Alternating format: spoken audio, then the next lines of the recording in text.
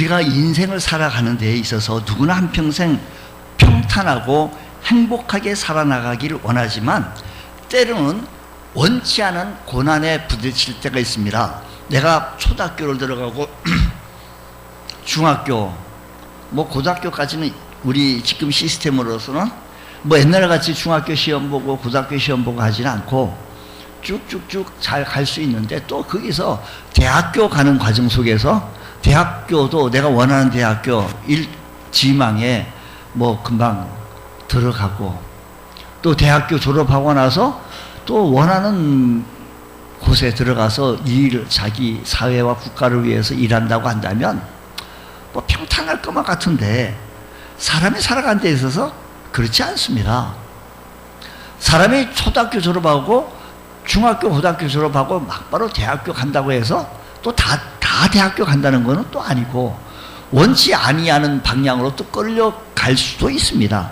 사람에 따라서 정도의 차이는 있을지 몰라도 일생 동안 고난이라고 하는 것이 전혀 없이 편안하게 사는 사람은 참 거의 없습니다. 사람들의 부름을 사는 사람에게도 남들이 알지 못하는 어려운 문제가 있기 마련이다라는 겁니다. 그래서 욥기서에는 이렇게 말합니다. 사람은 고생을 위하여 났으니 불꽃이 위로 나르는 것 같다라고 말했습니다.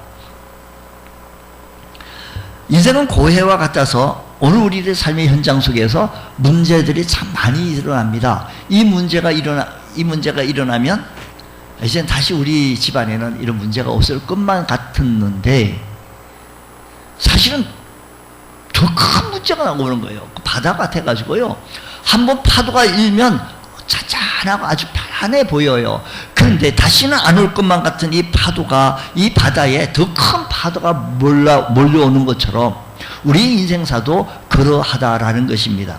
그러나 고난이 우리에게 고통만 가져주는 것 또한 아닙니다. 고난을 어떻게 소화하느냐에 따라서 우리는 많은 유익을 얻을 수 있다라는 겁니다. 시련을 통해서 성숙한 인격을 갖추게 되기도 하고, 작은 것에 감사할 줄 아는 사람도 되기도 하고, 작은 것에 감동도 받고 눈물도 흘리며 감사할 수 있게 하기도 합니다. 어려움에 처한 사람을 또한 내가 이 어려움을 통하여서 어려움에 처한 사람들을 생각하게 하고 이해하게 하고 동정하는 마음을 갖게 하기도 합니다.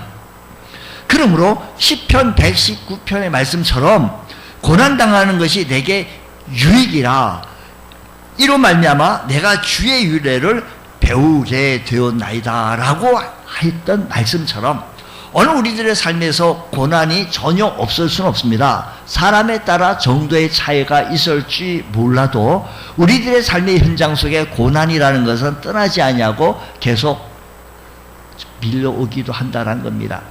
그런데 이 고난이 우리의 삶의 나쁜 것으로 주는 것으로 끝나는 것이 아니라, 때로는 이 고난을 통하여서 내가 인격이 성숙해지기도 하고, 내가 주님의 모습을 닮아가기도 하고, 어려운 사람들을 바라보며 이해하기도 하고 동정하기도 하고, 내가 아파 보면서 아픈 사람들을 생각해 보기도 합니다. 그리고 더 나은 발전된 모습을 보여지기도 한다는 것입니다. 우리가 사노라면 고난의 시기를 만날 때 있는데, 그러나 고난을 대하는 우리의 태도에 따라서 얼마든지 전화위복의 기회로 만들 수 있다라는 것입니다.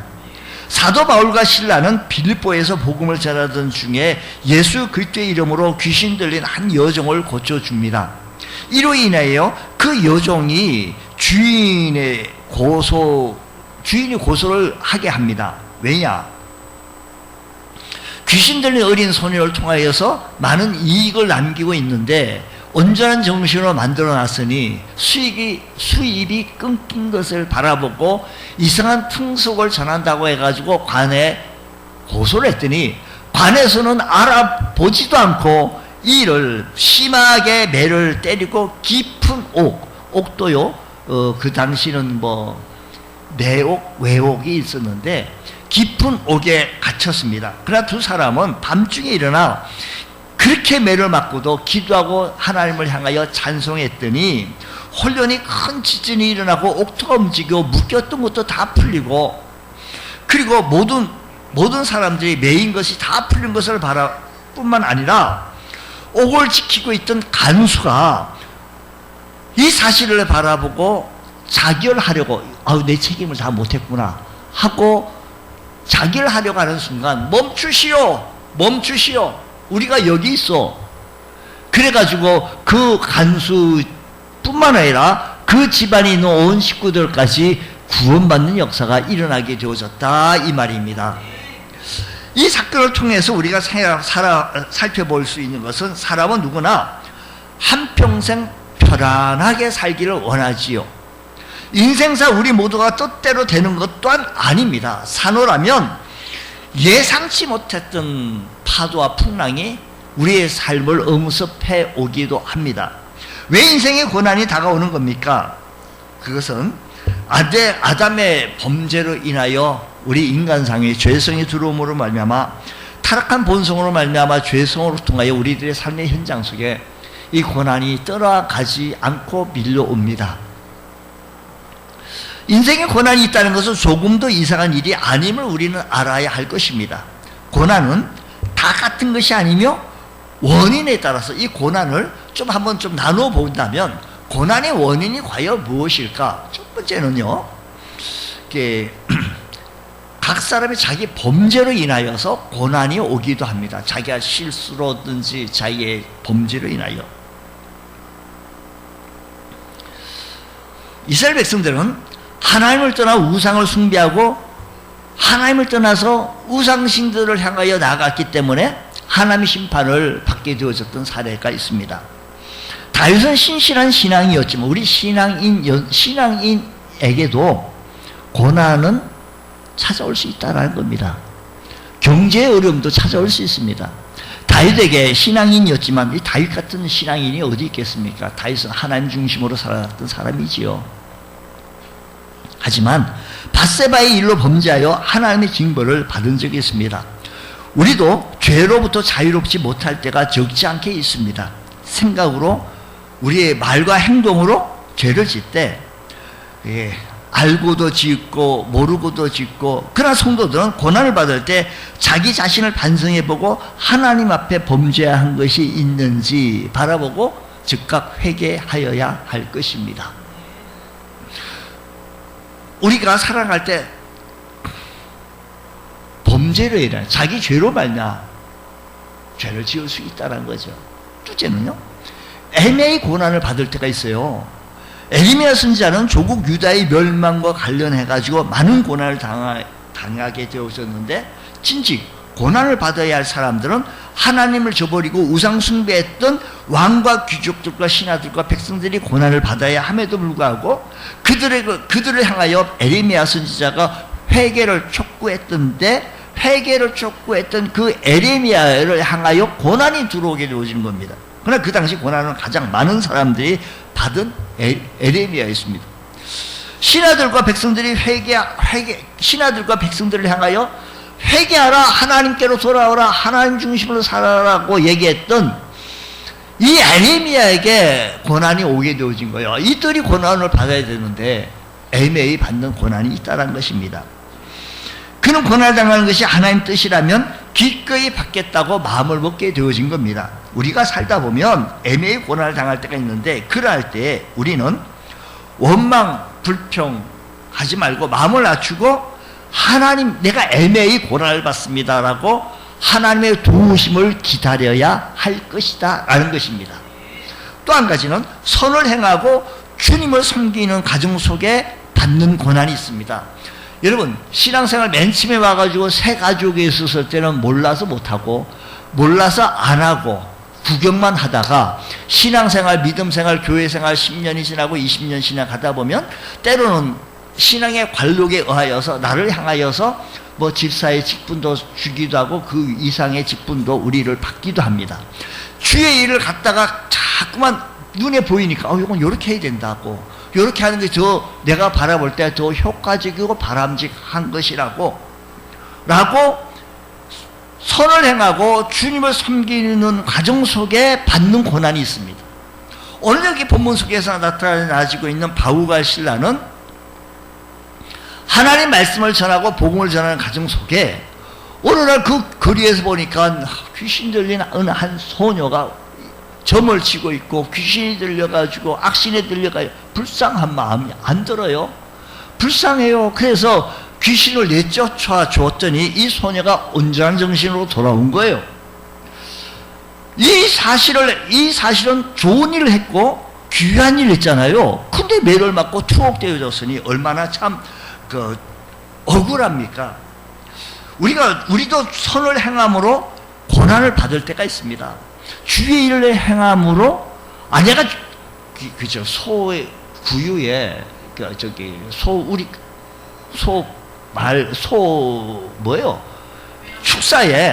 축사에 소가 없다면 냄새도 안 나고 깨끗하죠. 근데 그 속에 소가 있다라고 한다면 계속해서 문제가 있게 되고 뭡니까? 걸음도 대변 이런 모든 것도 청소해 줘야 되고 아무것도 안 하고 가만히 있으면 아무 문제 안 생깁니다.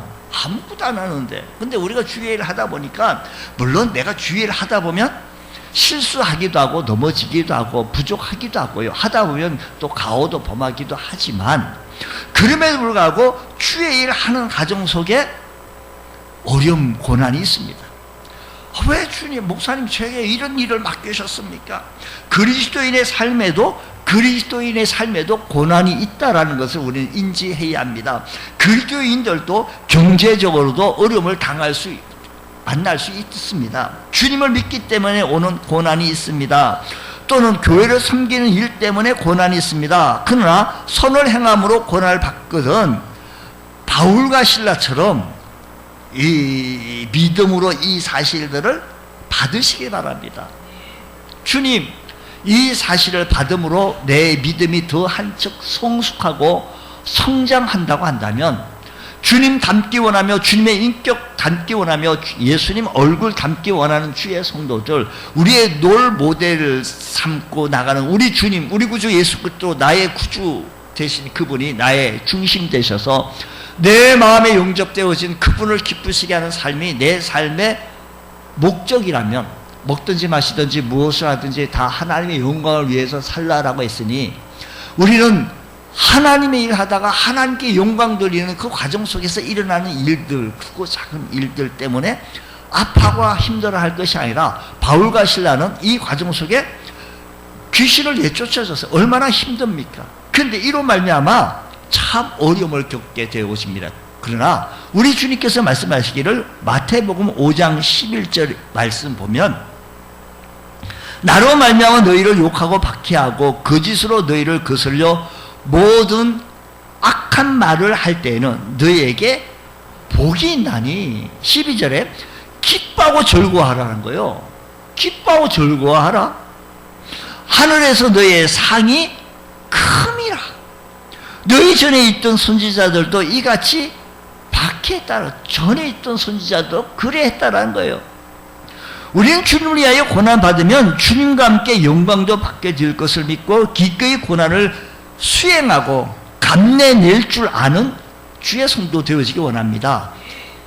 여러분, 공부하는 학생들이 공부하는 것이 참 어렵습니다. 어렵다고 공부 내팽개치면 성적이 안 오릅니다. 믿음 생활할 때 믿음 생활하는 과정 속에 어렵습니다. 그렇다고 해서 믿음 생활하는 이 과정이 팽개치면 가만히 있으면 믿음이 성숙하지 않습니다. 제가 목사이니까 제가 외사촌 동생입니다. 외사촌 여동생인데 그분의 남편이 은행원인데 은행원 저기 대전에서 하니까 대전으로 가서 이사 가서 하다가 어느 기간 되면 은행에 또 이렇게 순회 발령이 났습니다. 분당 쪽으로 발령됐는데 그래서 그 한번 회기 전에 발령돼서 그리고 이사 오다 보니까 교회도 그리로 못 나가죠. 대전, 분당 이렇게 해가지고 성남이지 분당이지 아니면 그쪽 어디에 이사 가게 되어져서 근데 저한테 전화가 왔습니다. 아유, 제가 이제 오빠니까 이제 가족 친히 오빠 이상해요. 여성교회에서 그 교회 했는데 그 교회에서 전화가 왔다는 겁니다. 자기는 이사 왔는데 여성교회 회비를 작정을 얼마 했는데 6월 달에 이사가 갔으면 나머지 회기 그것까지 예산을 다 잡고 우리는 계획을 했으니 그거 다 내라는 거예요. 내고 가라는 거예요. 그게 맞냐는 거예요. 나는 그 교회 나가지도 않고 이제 교회에 이사하고 빠빠이 하고 다 인사하고 다 왔는데 거리상으로 도저히 불가해서 그 교회를 섬길 수가 없었는데 그러니까 그분이 이제 의아해 하는 겁니다. 의아해 하는 거예요. 내야지. 그분이 그 예산할 때 너가 그 동의하지 않았냐. 여성교회 가서 같이 협력 사업에서 협동 사업을 하지 않았냐. 그래서 주님을 기쁘시게 했고 하나님 나라를 확장하는데 그 일원이 돼가지고 그 멤버가 돼서 힘쓰지 않았냐. 그래서 나올 때는 그 회기에 그 많은 예산을 잡고 일을 감당했으면 그걸 해야지. 그거 했다고 해서 안 내도 됐냐. 그건 아니지 않냐. 자기 내줬다는 거예요. 송금했다는 거예요. 은행 오니까 그런 거 잘 하잖아요. 뭐 남편도 은행 오니까 그 여동생도 은행 오니까 같이 해가지고.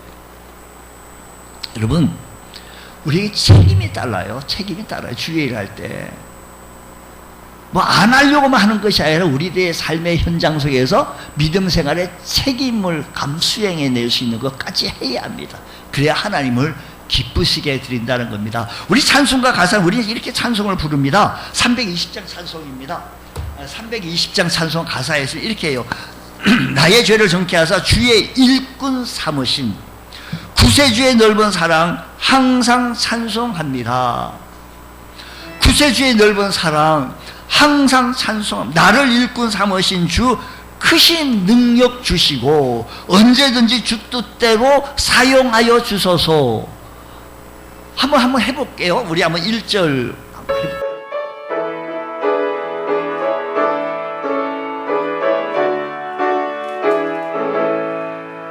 나의 죄를 정케 하사 주의 일꾼 삼으신 구세주의 넓은 사랑 항상 찬송합니다.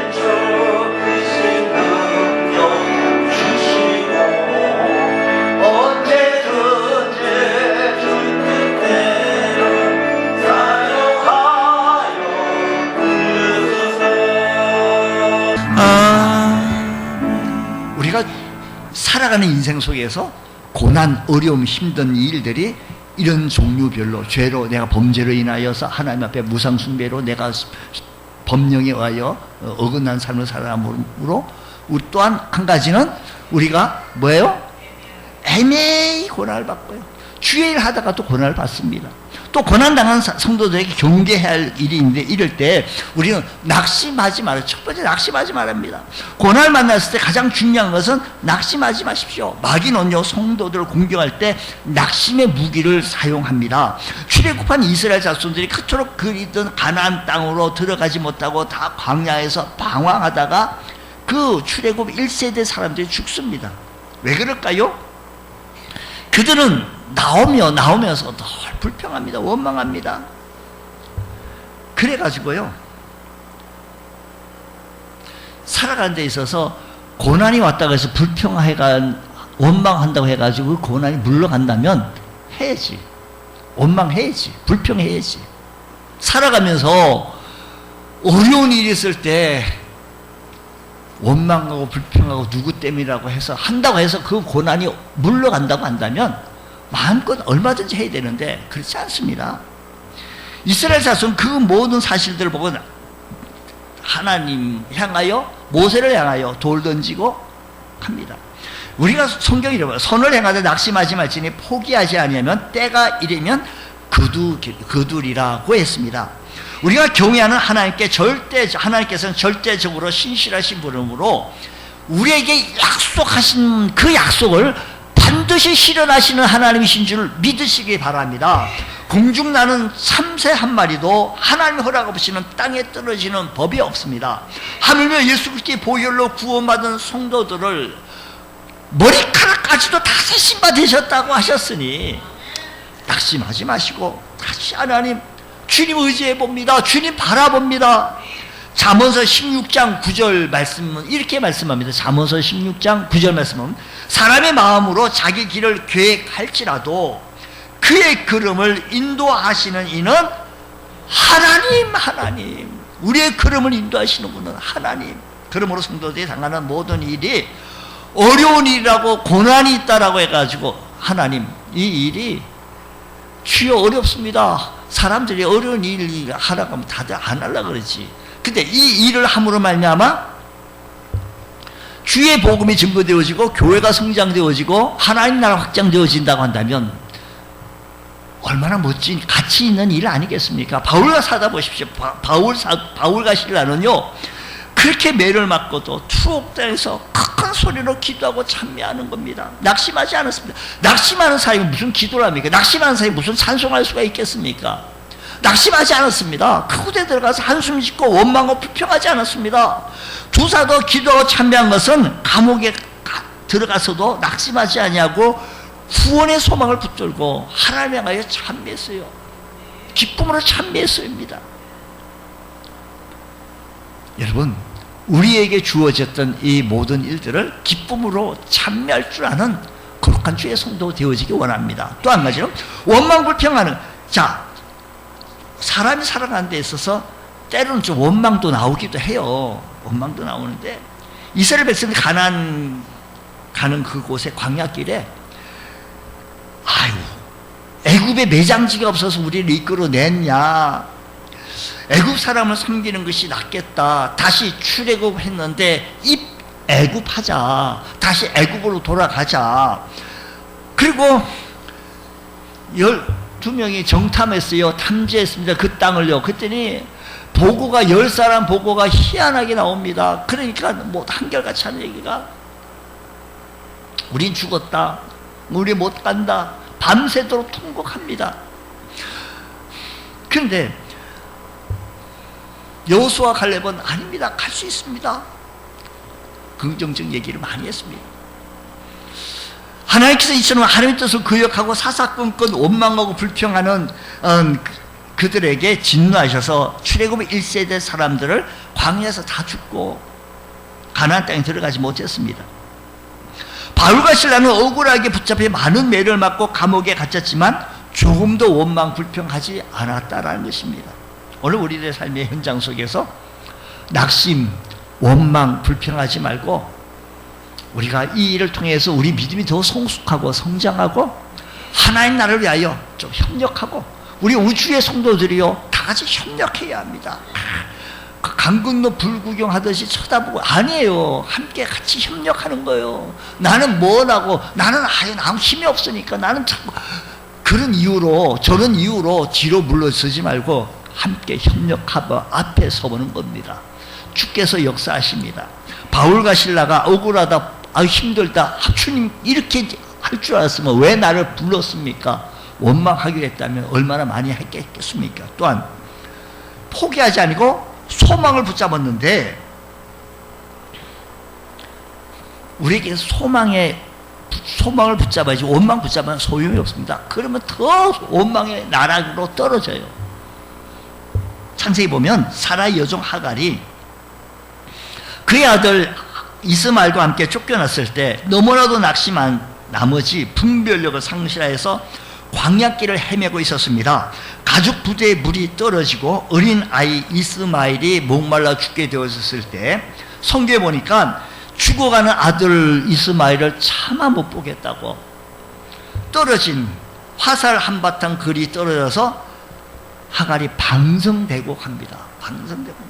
그때 하나님께서 이스마엘의 기도를 들으시고 여호와의 사자가 하늘로부터 하갈에게 말씀하기를, 창세기에서 21장 17절 말씀 보니까, 하갈아 무슨 일이냐, 두려워하지 말라. 하나님이 저기 있는 이 아이의 소리를 들으셨나니, 18절에 이런 아이를 일으켜 내 손으로 붙들어 그가 큰 민족을 이루게 하겠다. 여호와의 사자가 한 일은 먼저 하갈에게 이스마엘에 대한 소망을 갖게 하고 일어나는 겁니다. 그러고 나서 그의 눈을 밝혀주니 가까운 곳에 샘물이 있게 되어진 거예요. 그 샘물 바라보고, 그리고 샘물을 솟구치는 샘물을 통해서 소생하게 되어졌습니다. 여러분, 우리가 살아가는 데 있어서 가정적으로도, 여러분 사회적으로도, 정치적으로도, 경제적으로도 어디든지 다 크고 작은 일들이 자꾸만 일어날 수밖에 없습니다. 이렇게 일어났을 때 바울과 실라는 어떻게 했습니까? 매를 맞고 깊은 감옥에 들어간 암담한 형편에서도 포기하지 아니하고 하나님 바라보며, 낙심하지 아니하며 하나님 바라보며 주를 신뢰하며 기도하며 찬미했던 이 모습을 보면서 우리는 신앙인입니다. 믿음의 사람입니다. 믿음의 모습을 나타내 볼 줄 아는 귀한 은혜가 있으시기를 주님의 이름으로 축원합니다. 자, 그러면 이제 고난의 때에 힘써 우리가 해야 할 일, 우리가 이 시대에 해야 할 일은 믿음을 굳게 서서 지켜야 합니다. 고난의 시기에는 우리의 믿음을 시험하는 때입니다. 여러분, 편안할 때는 믿음이 있는지 없는지 시험할 것도 없고, 이 사람이나 저 사람이나 그 사람이나 그 사람 뭐 비슷비슷해요. 잘 알 수가 없으면 고난을 당했을 때 그 사람의 믿음을 볼 수가 있습니다. 하나님 앞에 나오고 주일 성수하는 것도요, 왜 교회를 안 나오세요? 창피했어요. 무슨 창피해? 내가 사업하다가 사업을 좀 망해가지고. 그래서 이거 뭐 사업을 망했으면 다시 주님을 의지하고 주님 앞에 나가고 부르짖고 다시 한번 재기할 생각을 해야지.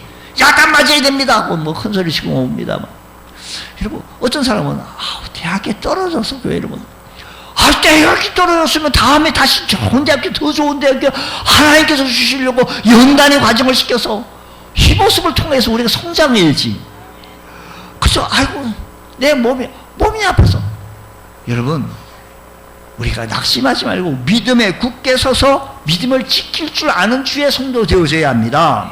우리가 아브라함은요, 믿음의 조상이라고, 우리는 믿음의 조상 아브라함을 불러요. 아브라함을 일컫습니다. 그러나 그가 영광스러운 이 이름을 얻기까지는 불같은 시험을 통해서 믿음을 입증했습니다. 하나님께서 어느 날 내 아들 이삭 있지? 예, 있습니다. 하나님께서 내게 백세에 주셨던 기삭 같은 아들이 있습니다. 그걸 내게 바쳐라. 아브라함은 순종합니다. 이를 통해서 순종하는 이 시간이 아브라함에게서 얼마나 고통스러웠겠습니까? 얼마나 힘들었습니까? 이 고난이요, 이 고통, 이 힘든 시기가. 하지만 이것을 이겨냈더니 하나님께서 하나님께서 등급하셔서 숯불에 걸린 어린 양을 준비해 놓으시고, 알았다, 네가 정말로 하나님을 경외하는 줄 내가 알았다라는 겁니다. 우리 여러분, 어떤 순간이든지 간에 우리들의 성도들의 신앙은 믿음을 굳게 지켜나갈 줄 아는 복된 성도 되어지시기를 바랍니다. 또한 우리들의 삶에서 고난이 있거든, 힘든 일이 있거든, 그 문제를 놓고 다 같이 따라서 해보겠습니다. 기도하자. 그 문제를 놓고 무엇하자? 기도하자라는 겁니다. 야고보서는 이렇게 말합니다. 너희 중에 고난 당하는 자가 있느냐? 그는 기도할 것이요. 고난 당하는 자가 있느냐? 그는 기도하라는 거예요. 고난 당하는 자가 있지. 그러니까 그는 뭐 해라? 기도해라는 거예요. 여러분, 고난 당할 때 사람들에게 하소연할 것이 아니라 하나님께 하소연해야 합니다. 하나님께 하소연하는 것. 시편 146편 3절 146편 보면 귀인들을 의지하지 말며 도울 힘이 없는 인생도 의지하지 말지니. 4절 그의 호흡이 끊어지면 흙으로 돌아가서 그날에 그의 생각이 소멸하리로다. 다시 말하면 우리가 고난당할 때 사람들 붙잡고 하소연해 본들 그의 호흡이 끊어지면 흙으로 돌아가니 아무런 힘도 없고 능력도 없으니 오늘 우리들은 고난당할 때 그는 무엇하라? 기도하라. 하나님께 사람에게 하소연할 것이 아니라 기도하십시오. 사도 바울과 신라는 감옥에서 기도했습니다. 많은 매를 맞고 고난을 아프고 쓰렸을 것입니다. 두 사도는 주님의 고난을 생각하며 참고 기도했을 겁니다. 그랬더니 그들의 기도가 하나님 앞에 상달되어집니다. 옥문이 열리고 지진이라고 묶였던 착고가 풀려지고 문제가 해결되어지는데 역사가 일어납니다. 간수가 해결받게 되어지고 구원받게 되어지고 그의 가족이 구원받게 되어지는 역사가 일어나게 되어진 겁니다. 고난시기에 우리가 기도의 위력을 체험하는 절호의 기회인 줄 믿으시기 바랍니다. 여러분, 신앙생활 하면서도 어렵습니까? 여러분, 가정생활 하면서 어렵습니까? 늘 기도의 줄을 잡으십시오. 기도의 줄을 잡고 나갈 때 기도할 수가 있습니다. 차 기도하지 않는 사람이 고난 왔다고 기도하기는 참 어렵습니다. 어떤 어려움이 와더라도 기도하던 사람이 합니다. 그래서 늘 기도의 습관을, 우리는 기도의 습관을 기울여야 되고, 어려울 때 힘들 때 또한 자녀들을 위해서 늘 평소에, 왜요? 우리의 자녀들이 험한 이 세상에 나가서 헤쳐나가게, 잘 헤쳐나갈 수 있도록 뒤에서 우리들은 그의 자녀들을 향하여 많이 기도해야 합니다. 많이 기도해야 합니다. 우리의 자녀들이 이 험한 세상에서 악의 세력들과 싸워 나가고 있습니다. 그러므로 기도해야 합니다.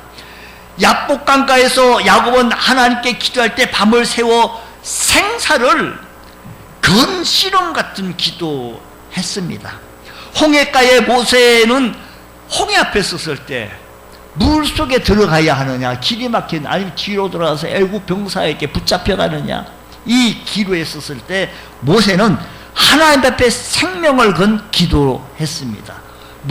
그 문제가 해결됐는데 홍해 바다가 갈라지고 이스라엘 백성은 잘 건너게 되어지고 애굽 병사는 수장되어졌습니다. 아수르 군대가 쳐들어왔을 때 히스기야 왕이 눈물로 하나님 앞에 보시옵소서 기도했습니다. 그랬더니 아수르 대군 18만 5천 명이 하룻밤 사이에 죽고 지리전멸하고 도망가 버립니다. 여러분, 기도 시간에 우리 하나님의 역사를 체험할 수 있기 때문에 문제 놓고 원망 불평 낙심하지 말고 하나님 앞에 기도의 시간을 더 가져보십시오. 눈물로 기도해 보십시오. 생명을 건 간절한 마음으로 하나님 앞에 기도해 보십시오. 하나님께서 우리의 기도를 들으시고 응답해 주실 줄로 믿습니다. 찬송해야 합니다. 고난의 밤에 성도들은 기도와 더불어 찬송 생활을 힘써야 합니다. 사도 바울과 신라는 칠흑 같은 감옥에서 신음하는 대신 소리 높여 하나님을 찬미했습니다. 감옥의 모든 죄수가 다 듣도록 찬송했습니다. 찬송은 곡조 붙은 기도입니다. 하나님은 찬송 중에 거하십니다. 기도 중에 답답하시거든 찬송 앞에 놓고 기도하십시오. 예전에 3번에서 어떤 저와 같이 이런 신학교 졸업해가지고 개척하신, 그 당시 그분이 전도사였습니다. 어떻게 하기 너무 어려워가지고요, 기도를 밤새도록 하는데 기도할 말이 안 나오더라는 거예요. 그래서 찬송가를 펴놓고 1장부터 부르기 시작했다는 거, 넘겨가면서 1장부터 끝장까지 계속 찬송 부르고, 그리고 기도했더니 하나님께서 신비한 은혜를 주셔서 하늘의 기쁨이 충만하게 채워지고 답답한 문제가 해결받게 되어졌더라라는 겁니다. 다윗은 누구보다도 많은 고난을 당했으니 그 때문에 누구보다도 많은 기도로 찬송했던 다윗입니다. 다윗의 찬송 생활은 시편에 많이 나오는데, 시편 42편 5절 말씀 보면 내 영혼아 내가 어찌하여 낙심하며 어찌하여 내 속에서 불안해하는가. 너는 하나님께 소망을 두라. 어디에 소망을 두라? 하나님께 소망을 두라. 그가 나타나 도우심으로 말미암아 내가 여전히 무엇하리라? 찬송하리라 라고 다윗은 그렇게 없습니다. 마음이 낙심되고 불안하게 되어질 때 다윗은 하나님을 앙망하고 오히려 찬송함으로 그 상황을 병쾌했다라는 것입니다. 마음이 눌려서 기도가 나오지 않거든 찬송하십시오. 찬송을 통해서 여러분의 마음이 하나님 앞에 토로하시고 하나님 앞에 내어놓으시기 바랍니다. 하나님께서 우리의 마음을 수장하셔서 기도하기에 합당한 마음의 상태로 변화되어지는 역사가 일어나게 되어질 것입니다.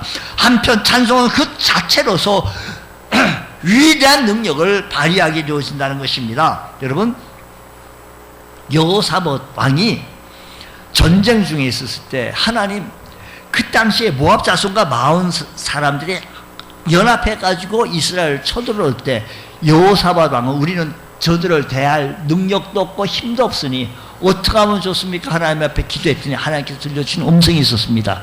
그 다음날 우리 성가대들이 성가대 의복을 입고 나아가게 되어졌던 것처럼 나아갔더니 이상하게 역사가 일어나는데 적들이 다 저들끼리 지리전멸. 자, 역대하 20장 12절, 역대하 20장 12절 말씀 보니까 우리 하나님이여 그들을 징벌하지 아니하시나이까.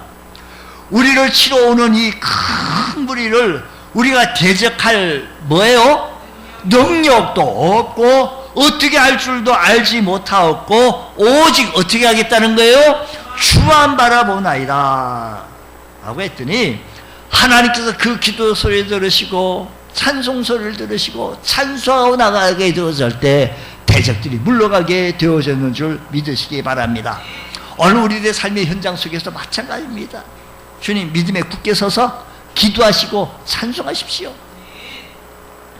간수가 등불을 달라고 뛰어들어가 떨며 바울과 실라 앞에 무릎을 꿇습니다. 선생들이여 내가 어떻게 하여야 구원을 받으리까? 주 예수를 믿으라. 그리하면 너와 내 집이 구원을 얻으리라. 그 밤에 간수와 그의 온 가족이 예수 믿고 침례받는 역사가 일어났습니다. 하나님의 역사하심이 참으로 놀랍지 않습니까? 이 고난의 현장에, 이 어려운 현장 속에 바울과 실라는 낙심하고 절망하고 원망하고 불평해야 될 그 현장 속에 하나님께서 역사하여 주셔서 간수가 회개하고 그의 가족이 구원받는 역사가 있게 해주셨으니 주님 여러분을 통해서 오늘 이 시대에 우리들의 삶의 현장 속에 부족하고 연약하지만 저와 여러분을 통해서 주의 나라를 확장하기를 원하고 주의 복음이 증거되어지기 원하고 주의 거룩한 의회가 나타나시기를 원하시는 하나님의 마음을 이해하셔서 바라보시면서 오직 주만 바라봅니다 하며 저가 여기 있으면 이사야 선지자가 고백한 것처럼 내가 여기 있나이다 하는 것처럼 나를 보내소서 한 것처럼 주님 앞에 우뚝 설 수 있는 믿음의 성도가 되어져서 우리가 열심히 품고 주를 섬겨나가기에 부족함이 없는 귀한 은총의 은혜가 있으시기를 주님의 이름으로 축원합니다. 기도하겠습니다. 하나님 아버지 감사합니다. 오늘 이 시간에 우리들이 변화되어지고 이 고난의 현장 속에 이겨나감으로 말미암아 우리 이웃이 구원받게 하시고 우리 가족이 구원받게 하여 주옵시고 우리 삶이 변하게 하시고 예수님의 인격과 예수님의 성품 닮아가게 하여 주시옵소서. 예수님 이름으로 기도드리옵나이다. 아멘.